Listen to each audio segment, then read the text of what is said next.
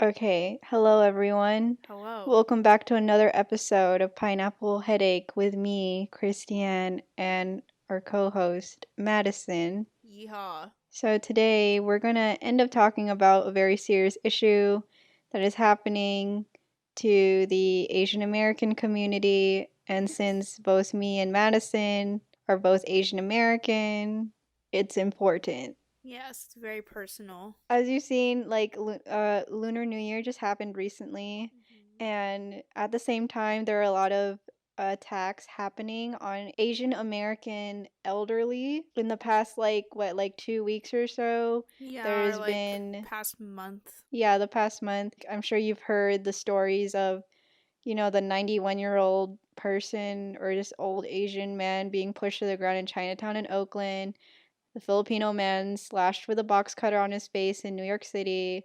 Vietnamese woman assaulted and robbed in San Jose. 84-year-old Thai man attacked and later on died in San Francisco. So, like, Yeah, there's a lot happening.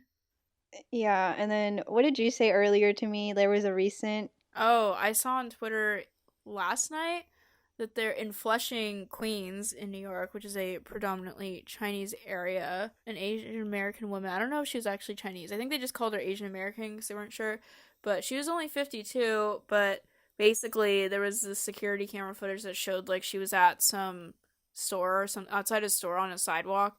And then like this guy came out of the business and like threw a box of spoons at her and was like a witness said that he was calling her like slurs and stuff when he did it, and then he just shoved her to the ground, and they had like the video, and it wasn't just like a push and then like fall down. It was like he shoved her and she went kind of flying a little bit, like she went out of the camera view, so I couldn't even see her hit the ground. But and then he ran off, so they're trying to figure out who this guy is now, based on the security camera footage. But so this is still actively ongoing. Yeah, so basically on what I had mentioned before and the crime that had happened that Madison mentioned, there's been a pattern of hate crimes that have been happening specifically to the Asian American elderly, Yeah, which which is an the interesting elderly, group to attack. like, I'm just like, you can't even like go for like you shouldn't be attacking anybody, but you're gonna go after an old person who like can't even like probably can't even defend themselves. Like they literally just standing there existing, and then they get Yeah. pushed or cut or killed. Like that's just like I like cannot fathom the disrespect. Cause like we were talking about too, like with a lot of Asian cultures, like the elderly, like respect for the elderly is like a like basically like a core concept in a lot of Asian cultures. And I would also just say in a lot of cultures, usually there's like, the idea that we should protect and respect the elderly to various extents. So just the idea that anybody of any culture can be like, oh yeah, I can totally push this old person around or like literally attack them or like, you know, cause them great harm. Like I literally cannot fathom being in that headspace at all. Exactly. I don't know what kind of fear would want you or like make you harm an old person, but it's just a very disrespectful thing to do, and It's just it's it's disturbing. Like I'm yeah, like, and it is what? disturbing. And I was also telling Madison earlier that it's a very overwhelming sight to just watch an old person fall Yeah. just 'cause, You know that so much like can go wrong. Like also cuz how many mhm. times do people who are like, older, like you always hear of like, they break a leg or they break a hip just from falling. Like, at our age of like 23, we can just kind of fall and then jump back up and like recover, but like once you get that old, like a single fall can like change the rest of your life forever, like and literally give you all kinds of health issues or even death and stuff. Like so like being the cause of that is just very disturbing to me, and I just literally cannot comprehend like being in the position where I'd be like, yeah, that's a totally sane and fine thing to do. Yeah. Okay, so like let's just kind of I think for this episode we just kind of wanted to discuss, like why is this happening to the Asian American community, and more so why is this happening to the Asian American elderly, since we both said that it's just an odd group to go and attack. It's just so like cowardly. Like you literally Mhm. can't even go for some. Like first of all, again, you should not be going for anybody. You should just be existing and not attacking people. But like, oh my god, like you can't even do it to someone who could maybe fight back and defend themselves, Yeah. which is just so gross. Yeah, so basically all the people who committed those crimes, I think are just really shitty people, and I Yep. think don't need anything to really explain themselves, because how could you really turn that into something to sympathize with? Anyway, racism is bad. Yeah, just in case So anybody didn't know. let's go into just kind of like How did we get here? how did we get here? And of course, like, it's worth mentioning the rhetoric around coronavirus Yes. by The our Kung Flu previous, or whatever. yeah, by the previous administration of the United States. As we all know, Donald Trump has really tried to drive it home that the coronavirus came from Wuhan in China. And so he just wants to go and call it the China virus, the Kung flu. Literally, like, all that. And it's like, the problem isn't just stating that, oh, like, it came from Wuhan. Like, okay, it came from Wuhan, but that doesn't make it like all Chinese people are now responsible for COVID existing. Like, that's not what that means. It's literally just this virus originated in this geographical location. Mm-hmm. Like, it's not that deep. Oh, well, yeah, and I remember like even then, when the UK variant of the coronavirus was starting to spread, and like there was no one really saying, "Oh," The British no one's like making virus. fun of the British or the UK, Yeah. being like, "Oh, the coronavirus came from there," and no one's calling it like, I don't know how to you could like make fun of, British flu. combine the humor of the British people and coronavirus, but it's just like I think part of the rhetoric that is planted in Trump calling it the Kung flu and all that is just the whole thing of Western culture just being way more superior than the Culture. Eastern And it was cultures. like And like, he was saying all that and like being all like tongue in cheek about it or whatever. But and then his actions were also pretty much saying that. Like he was like closing the borders to like China and stuff. Even though when the virus started coming to the US a lot and like cases started popping up, a lot of them from what I remember were really originating because Italy was like the second country I think that had the really mm-hmm, bad outbreak, and it was like literally a ton of the cases were actually coming from people who had either been exposed to people who traveled from Italy or people who had traveled between Italy and the US. Like, and I don't really remember there ever being a travel ban on any European countries, at least back in the mm-hmm, beginning part of the pandemic when it was like literally like a lot of these cases are not coming from China. Like there were still cases coming from like somebody who had just come out of China or whatever, but there was more cases coming from Europe, but there was never any of this rhetoric of like it's the European virus, it's the European flu, blah blah blah with COVID. It was just, oh, let's just blame Asian people for existing for whatever yeah. I mean, reason. if anything, like the rhetoric that Trump has been giving around coronavirus is just kind of another way that yellow peril is Mm-hmm. existing in the United States. Yup. Just to give like context, yellow peril. Wait, it started like when Chinese Americans started immigrating for work here to America, right? Like around Yeah. the Around the time of like Gold Rush, Transcontinental Railroad. It's been a while since I've been hmm in an Asian American Studies class, but basically, yeah, that whole fear of like the other, this foreign yeah, other coming in. yeah. So like the yellow peril just basically gives the idea that a lot of Americans just feared kind of the foreigner, like Asian foreigners coming in and like taking their jobs and like Mm-hmm. changing the way of life that is America.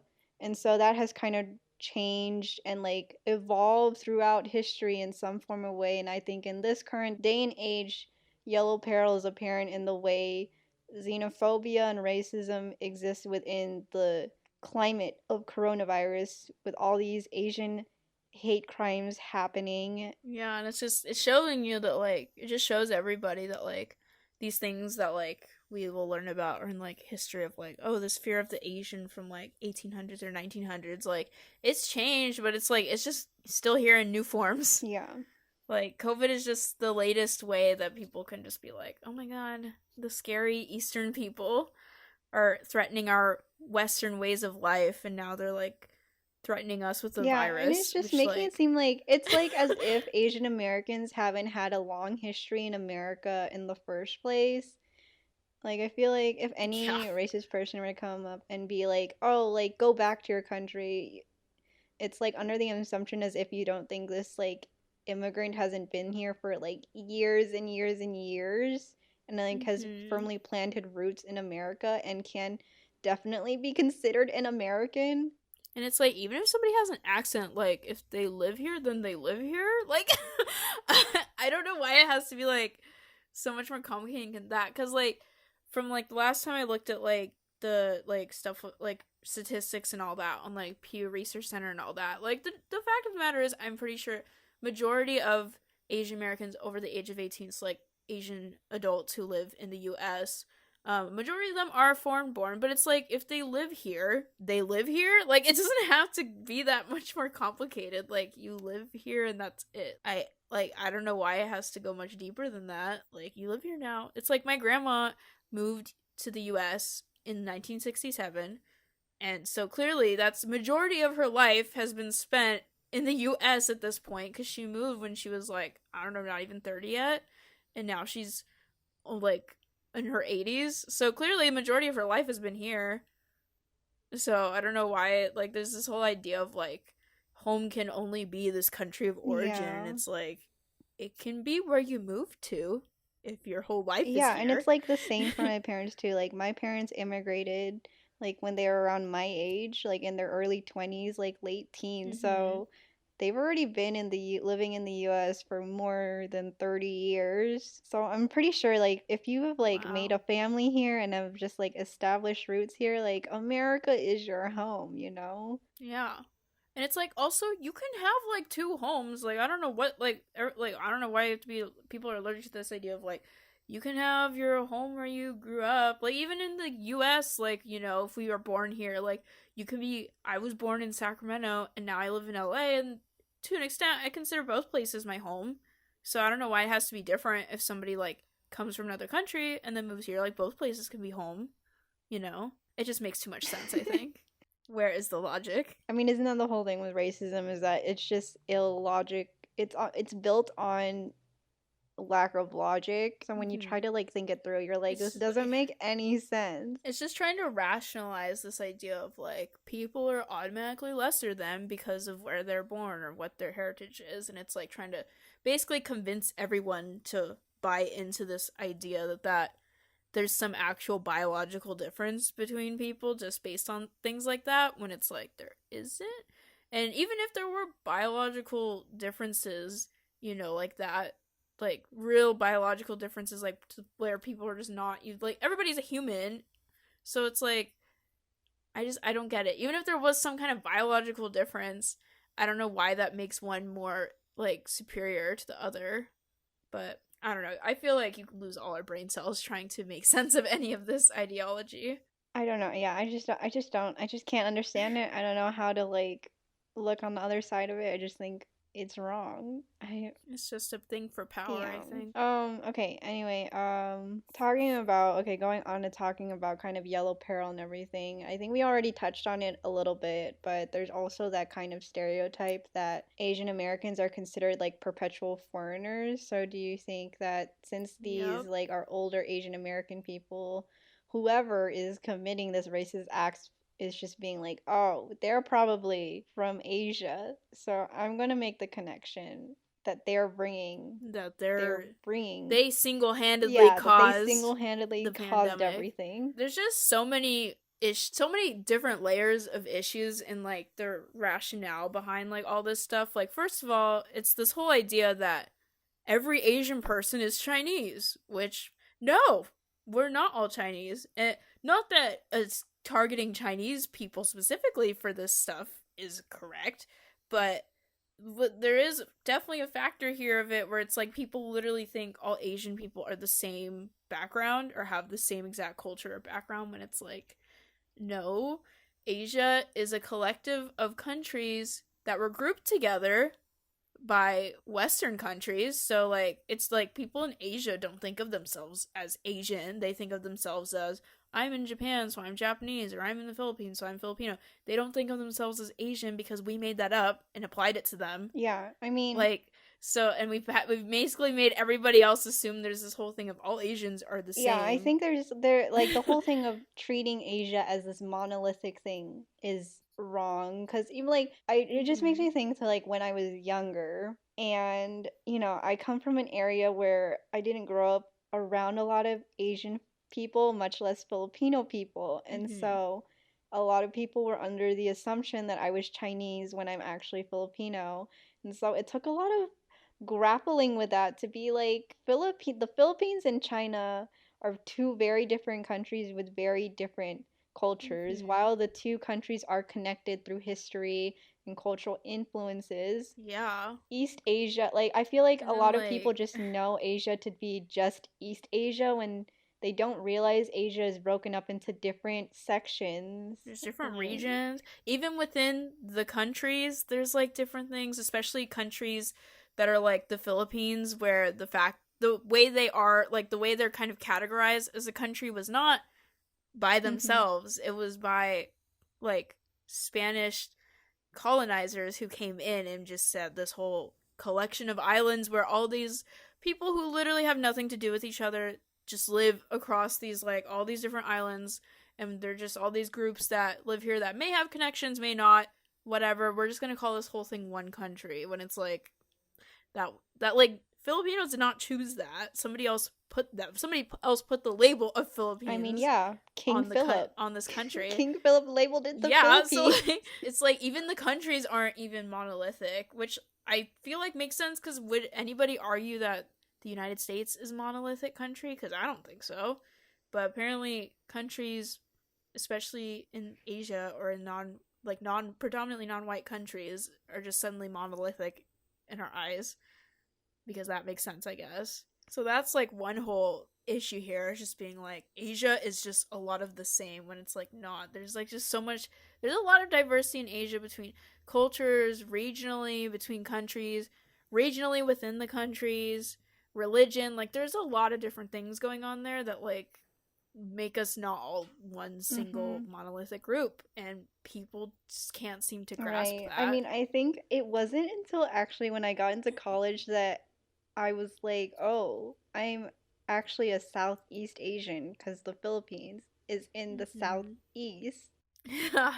Once I got to college and started taking actual classes regarding the Asian American experience and like looking into the Asian American Mm-hmm. diaspora, I'm like, "Oh, I did not know a lot of these things growing up." It's not like they were ever offering resources or educational things in school for us growing Yeah. up to like give us the language or thought processes, whatever, to like make sense of it, like, as you're growing up. So like we are Well, just I here. We basically just spend our young adult years then looking back and realizing and Yeah, and I processing. mean, like, just going into talking about kind of the diversity of cultures within Asia, I think it's also worth mentioning difference in experiences when it comes to immigration patterns between different ethnic groups in Asia because, the whole thing with Yep. like racist people being like, "Oh, go back to your country." Like, it's not as simple as like, "Oh, like, yeah, we're here. We'll just go back to your country." Like, when you talk about Vietnamese people, like a lot of them are refugees due to the Mm-hmm. Vietnam War, which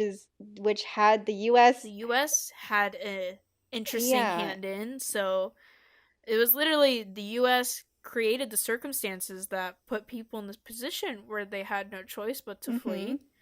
And now we're mad that these people are like, it's like I just like so much of when I learned like Asian American history, like especially when it was stuff like that was like happening in Asia, that then put people in the position where they're like, I need to go somewhere else, and then they would come here.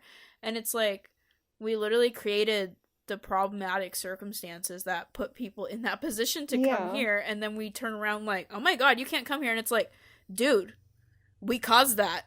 um hello, like where is the responsibility and Yeah. accountability? But Exactly. That's like that yeah. that affects like Vietnamese people, also like the Cambodian genocides that were Hmm. happening, just all of that happening around Southeast Asia at the time during the Vietnam War. It's just like the US treating themselves as this big policeman, global policeman is Hmm. just really wrecked a lot of. We have to go fight the big bad communists and stuff And it's like, if with you could no like think of, nuance. yeah, and it's like if you just look at history, I'm pretty sure a lot of these people wouldn't leave their country if the US hadn't been Just involved. willy nilly. Yeah. And Yeah, even so, like like the Philippines literally. has such like a very expansive history when it comes to the US involvement in like Oh bringing gosh.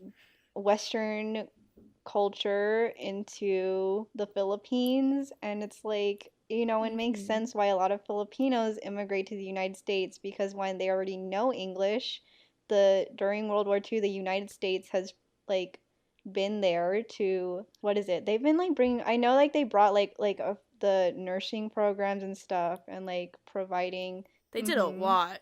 They like, I mean, they officially made the Philippines like independent after the war, but like for all the time before that, they like spent a lot of time making like cultivating the Philippines as like a US territory rather than an independent country. So perhaps it is also cuz there's a lot of different issues within the Philippine government, but perhaps maybe if you spend decades cultivating this country to be your territory and then just kind of leave without much transition time, maybe that's not setting them up to do really well after that. That's just the thought though, just a little theory, but that's a little beyond the topic we're focusing Yeah.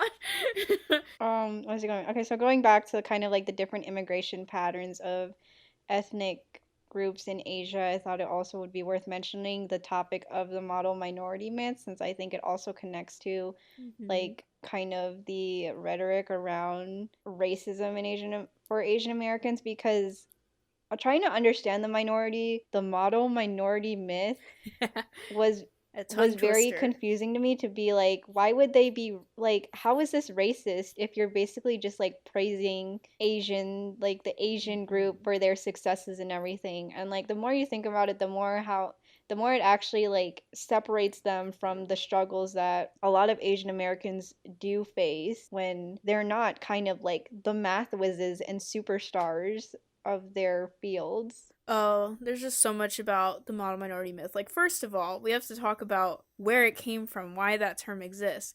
And it was literally created because of the civil rights movement in the 60s. It was like led by black people, a very predominantly black movement. And basically the New York Times published this I forget the name of the guy, but he's irrelevant. But this white sociologist was like, "Oh, he basically wrote this whole article saying Asians are good because they're not like the rowdy, disruptive black people who are standing up for their rights and disrupting white Americans' way of life. Black people should be more like the Asians who just put their heads down and work and don't complain when like things are hard," which is like obviously a horrific way of framing the civil rights movement, the struggles of black people, the struggles of Asian people. Like that was just a horrific take, and the New York Times gave a platform to that.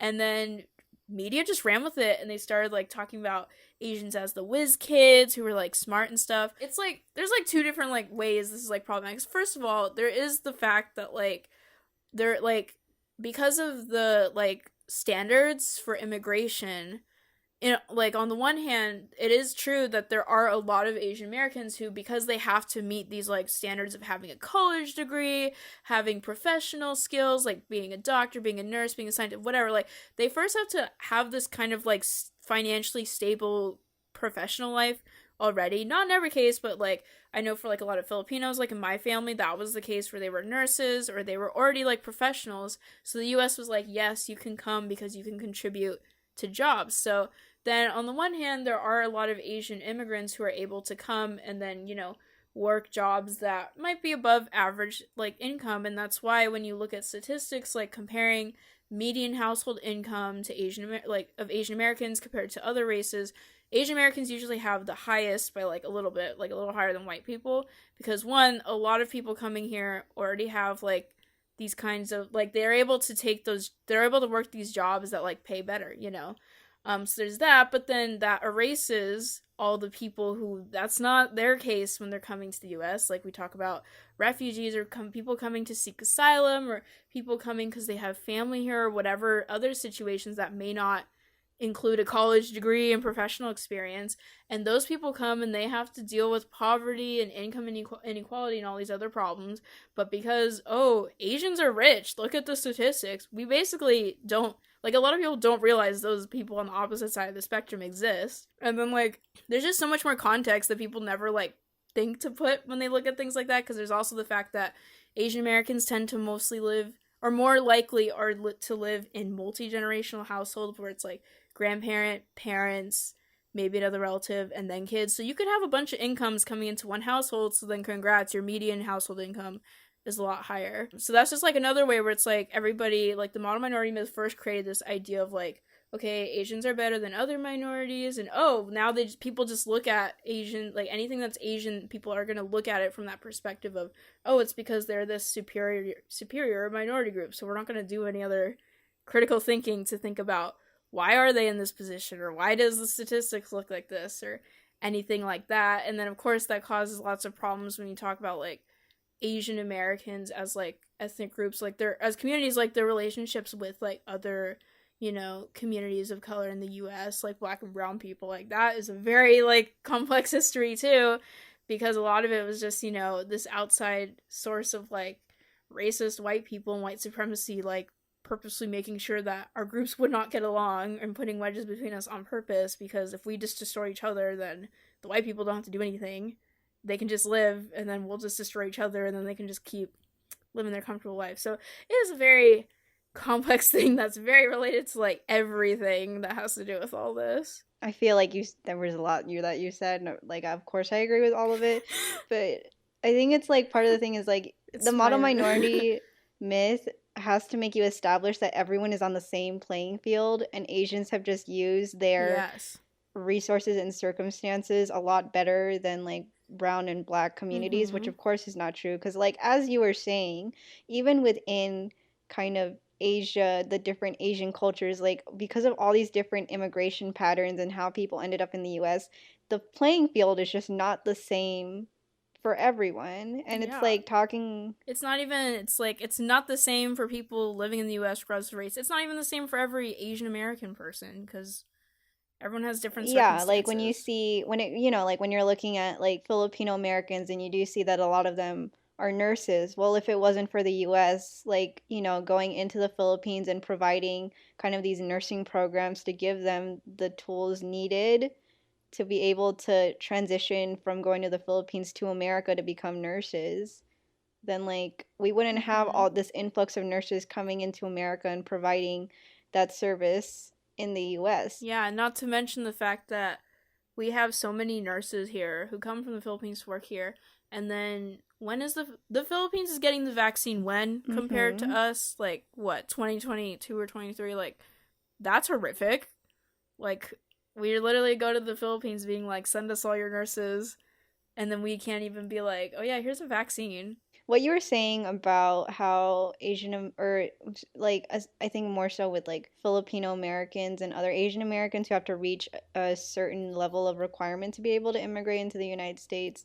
It's like, of course, when it comes to, people who had to flee and like refugees who had to travel by boat and stuff, like the only other way you could immigrate or get to the US would be by plane. And of course, you can't just sneak on Jump a on a plane and plane. go. Like, you have to be able to reach those requirements, and that involves having a college education and like getting those like work Yeah. requirements and certifications needed. So when you have, work professionals, or what is the immigration license called? I think it's called the H1 Oh, HB one, yeah, I whichever, don't know yeah, off the yeah, top of my something like head. that, like H1B, whatever it's called.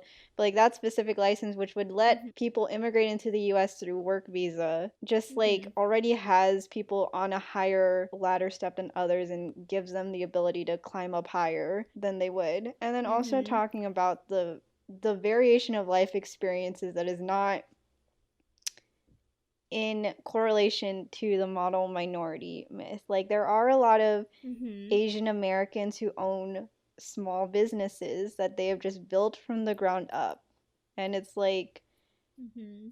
these businesses also like kind of have ebbs and flows depending on where we are in history. And of course, a lot of Asian businesses right now at this moment, due to coronavirus and the xenophobic rhetoric around it, have had their businesses closed because they're not able to get customers in because of that fear of like, oh my god, I could get coronavirus if I eat this food here. Yeah, because that makes Yeah. sense. And it's just frustrating that I didn't realize like the depths of that or like a lot of that until I had to seek out these kinds of Hmm. classes for myself in college.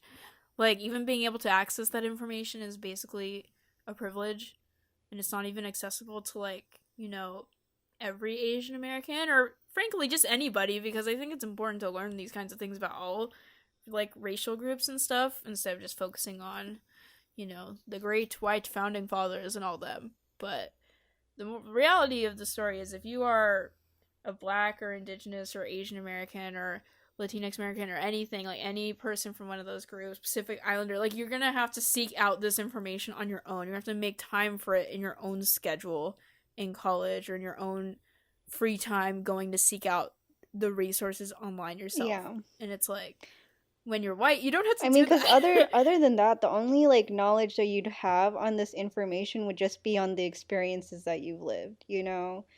And it's like, Yeah, just like lived experiences, family experiences, and what little breadcrumbs that are relevant enough to U.S. history that might make it into your A push class or whatever in high school, yeah, because if I and that's hadn't about taken the it. classes that I did in college, I probably would have thought that like every other Asian American probably had the same experiences like my family did, where it's like, oh yeah, like they just Hmm. immigrated here because like they wanted a better life, when in reality, like a lot of people have different reasons for why they end up in the United States. And it's not as simple as like, oh, we're Hmm. here because we want to be. It's like, oh, we're here because our home country is just not it. Like Yeah, it's dying, like yeah, or suffering it's and we're and being it's like even persecuted. then it's like or and it's like the whole idea of like we come here for a better life, and it's like half the time it's like, well, what created the circumstances in the home country that US is a better life, like because definitely for some countries the US itself probably contributed to why your life in an Asian country might be a worse life than here. So there's also that part of it too. There's just so much nuance to like everything that it's just so frustrating to see it like be reduced to, well, COVID came from China, so now all Asian people just automatically have COVID. And it's like there's no way that like to obviously to educate every single person to like make this not happen anymore. It's just like I don't know what to do besides just I guess educate the people I Well, because know and put it on it's the like internet. based on my personal experience, it's not like, oh, you have to educate, kind of just like white people or like people outside of the Asian American group. Like, Yeah. I feel like it's also a common thing within the Asian American community where it's very emotionally taxing to educate the older Asian American Oh people. yes. And That's a it's like whole other part of the model it's minority interesting myth. because when you have like older Asian Americans who are having these hate crimes happen to them, it's kind of like, I feel like based on my experiences and how I hear older Asian American people talk about what it's like to just live in America, they kind of have this internalized fear of like, we're not trying to do anything to step out of bounds because of course for them it's a Mhm. blessing to be here in this country, and they are more on the level of like they don't want to cause trouble, like anything that happens to them they will just personally deal with and not get anyone else involved, Mhm. which is interesting. Exactly. So it's like I feel like people who are performing these hate crimes might have the idea of like, oh, like they're not going to do anything cuz like that's just going to cause more Yeah. trouble. Yeah, it's like in a way, like obviously I'm not saying that Asian Americans like are causing the model minority myth, but you can see how it's like it's been perpetuated through like cuz it first was so influential from outs like from people imposing it on the Asian American community that at some point in time it just kind of became in a way people like imposing it on themselves, not even like consciously but just like the whole idea of like feeling like I can't talk about racism because then that'll cause other people discomfort, or I can't talk, I can't be politically involved because it's not my place to do this, or I can't do this, or like I have to only teach my kids English because if I teach them my first language, that'll impede their ability to do well in school. And it's like change just like how many people approach like life and raising kids and all this just to kind of fit this image to feel like accepted and stuff. Well, at the same time, there are a lot of instances of like within the Asian American community where it's like a lot of people do kind of like consciously or not take it as a like, oh, I want to get as much proximity to whiteness as possible, including putting other races below myself or treating other races below myself, especially black people, because then I'll get more proximity to whiteness, I'll be a higher standing in society and all that. And it's like a really complex like thing that again is really cultivated by like white supremacy driving these wedges between our communities and creating this idea of, oh, if people of color put themselves into a hierarchy and act like this hierarchy, then we will reap some sort of benefits. And it's like, you won't. And it's like, cause a lot of the whole thing too with like these recent attacks on like the Asian American community with the whole COVID thing is like, you know, a lot of people are kind of jumping to the immediate thing of like, oh my God, get the police involved. What are the police doing? We need the police, we need the police, we need the police. Or if it's like a situation where the perpetrator, you know, happens to be another person of color who's just not Asian but is still subscribing to this like anti-Asian thing, then it's really easy to fall into the thing of like, oh my God, this whole other racial group is anti-Asian, they're all racist, blah blah blah. And it's just like, hold on. Just because these things are happening, we still have to like be mindful of like how we talk about them and how we approach them. And it's like an attack on the Asian American community is not an excuse to be anti-black. You know, like being anti-black is not gonna solve any issues for the Asian American community. It's not gonna solve any issues for the black community. It's just not. It's not gonna do anything for anyone except, you know, white supremacists and like, you know, a very skewed system. You know, and like going all being supportive of Black Lives Matter and then turning around and being super like pro police and being like, we need all this police like force on this whole thing, like that's not really going to be helpful in the long run either. And it's like we can't forget, like as we focus on our own community and our issues, we can't forget how like other communities and their issues are really intertwined with it too, and how the real way forward is working with those other communities that are in similar situations that do have the same actual enemy as us, which is white supremacy, and like framing our way moving forward as like that kind of thinking rather than just jumping to like, okay, I can only trust the Asian American community, all other communities of color are against us or whatever. Like that's not gonna work. Yeah. I just go on my soapbox with Asian American like stuff, which you know yeah, me yeah. for years. You know, I mean, like this. looking into, I feel like anti-blackness is a whole like separate topic of itself because, of course, Yes. it's not just the whole thing of like, well, it's also deeply rooted in like white supremacy and it's like prevalent in Asia as well. The whole thing of like colorism being a thing. So, of course, that's a whole thing that has a lot of its own nuances that I feel like is a lot to go into right now. But I think it is important that Asian Americans do realize that the whole thing with like white supremacy, white people have not exactly welcomed the whole thing with the white whole supremacy. Yes. Like white supremacists have not exactly welcomed Asian Americans well into society. Yeah, no. And it's like it's become a thing where Asian Americans have to be so vigilant in how they're living to be able to feel that sort of comfort, which is like ironic because why do you have to have this fear in this place that you're supposed to call home, you know? And it's like, honestly, the whole thing with like perpetual foreigner and all that, like white people or like American government, like Western countries, like at least into the US, kind of created that themselves because the reason that there are so many of Asian American adults are foreign born or born, you know, immigrate here. So the reason why so many people our age, like our parents or grandparents, are not born here is because until 1965, widespread immigration from Asia was literally not legal. Like, there's a reason why most Asian Americans in like their early 20s and stuff are only like second generation or third generation. I am one of the only people I know who's third generation, where it's like my grandparents immigrated and my mom was born and raised here. Like, I don't really know other people in that same situation. And it's like, the reason why is because immigration was literally not an accessible thing for most Asians until, at least immigration to the US was not really accessible at that widespread level until the Immigration Act of 1965, and it's like my grandparents jumped on that because it came here 2 years after. So it's like the U.S. created this whole idea of the perpetual foreigner because Asians have always existed. They've just not been able to exist in this space for most of American history, and it's only within like my grandma's lifetime that that's been something that is an like the U.S. has actually become a more accessible quote unquote space. And it's just like literally just so many of these like this rhetoric and these ideas and like these prejudices against like Asian American, these like false things of like, oh, like Asians are all Chinese or all Asians are foreign born. Like it's like the US created that because of just history. None of it is based in fact.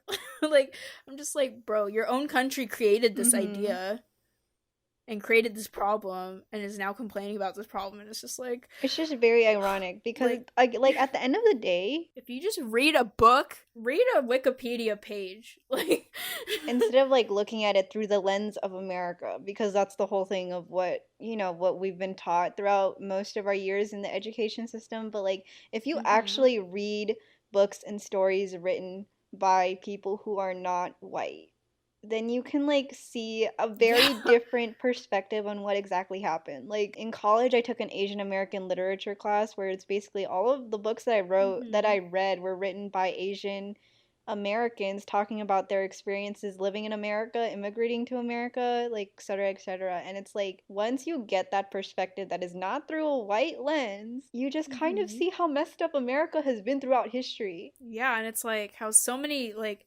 different people have had so many different experiences, like as one would assume would probably happen if you have like a country of millions of people. They're not all going to have the same life Mhm. experience, but people seem to forget that.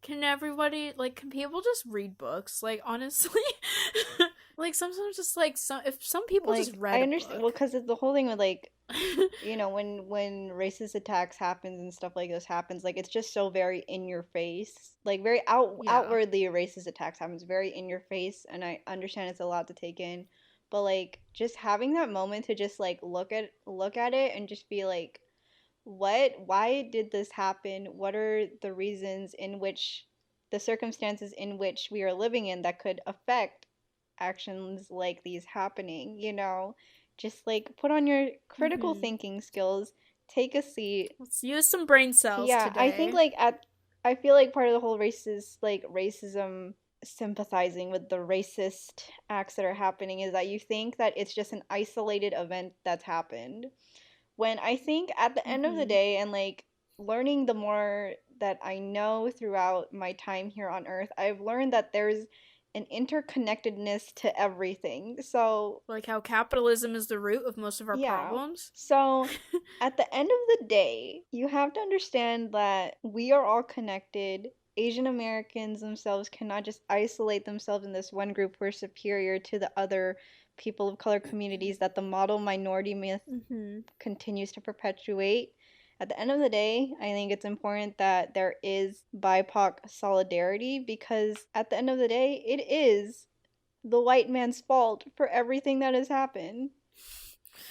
Yeah, like everything just has comes back to that and capitalism, which I guess is hand in hand with the white man. It's just so much, and it's just like I just wish people would just read things. Like so, like even just like last year, just seeing people that I knew who has way different takes on like everything happening during like the Black Lives Matter movement and stuff. Like, and I'm just like, if you just took a second to like go outside of what you usually get your information from and like read some books, read about other people's perspectives, you know, talk to people who are not from the same group as you too, like have like, not to be like those people who are like, "Oh, I have a this racial friend." So like not that, but like genuinely having people in your social circles that are from different backgrounds because then you really get to see like what other people's experiences are and like how they're similar, how they're different and all that. And it's like if you don't ever do that in your life, then you're going to have this super limited view. So then when people,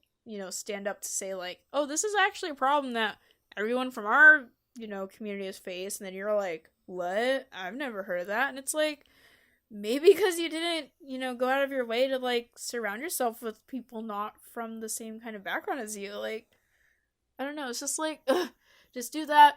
read some books, watch some films, watch some documentaries. Like, we are living in the age of information being available at your fingertips, literally, like, at any point in time, as long as you have access to a phone with internet. At this point in time, it's like, I feel like as we get more and more into the digital age, it's like it's less and less acceptable for people to not be aware of things, because this information has literally never been more available than it is now, more accessible than it is now.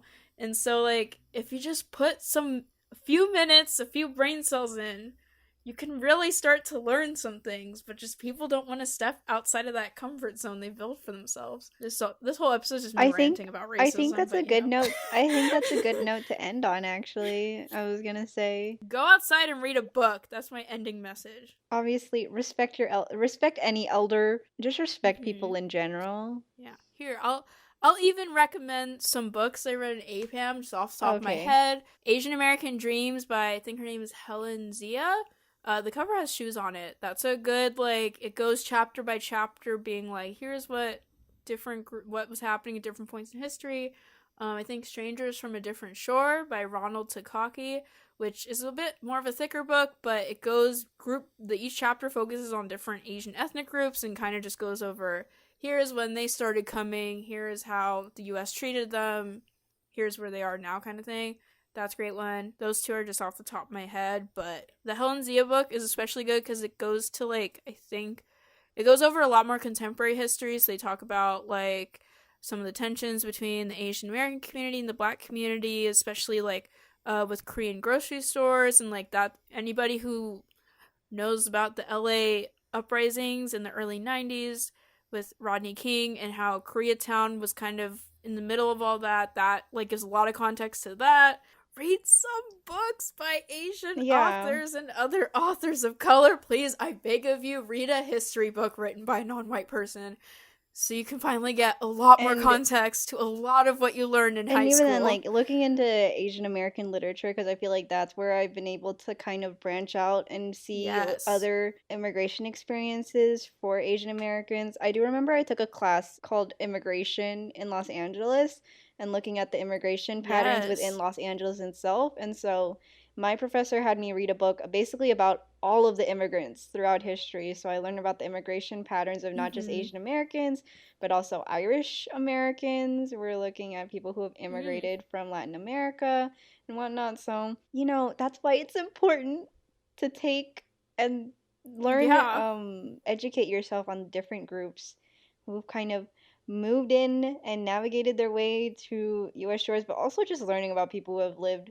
experiences outside of your own, because you will notice that people live different lives than you do. And you need to come to terms with that as young Shocker. as you have to come to terms with that like earlier than later, because that will help you so much in understanding things like later on in life. Like my favorite book Yeah. that I've read it again and again. Like it's not, I don't know. I mean, I don't know the books that Madison has been recommending, but a lot of my books are a lot of like very Yours fiction. like Yeah, they're narrative. very Like, narrative books. So I've been reading yours like story. graphic novels that I've read graphic That's novels good about Asian though. American. My favorite one that I've read so far is The Best We Could Do by T Bui.